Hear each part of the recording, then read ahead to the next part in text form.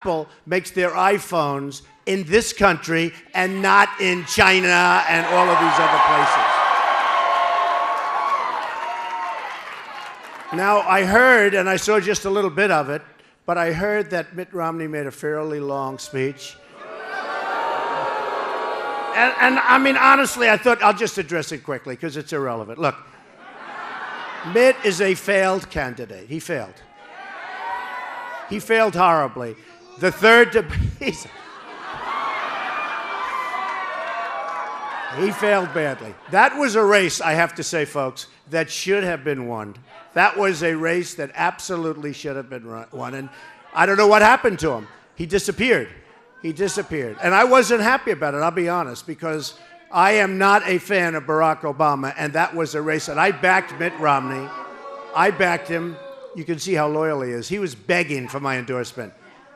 I could have said, Mitt, drop to your knees. He would have dropped to his knees. He was begging. Sure.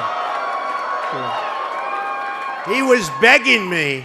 And did you see how great? He said, oh, I'm not big like him. He's the great businessman, all that stuff. Well, since then, I've done much better.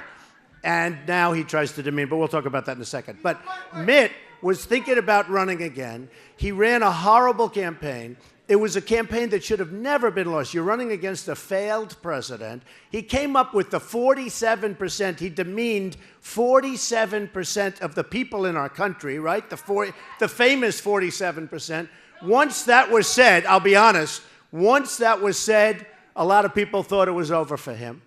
Then the last month and a half, he disappeared. And I called his people. I said, you have to do yourself a favor. Obama, say what you want. He was on Jay Leno.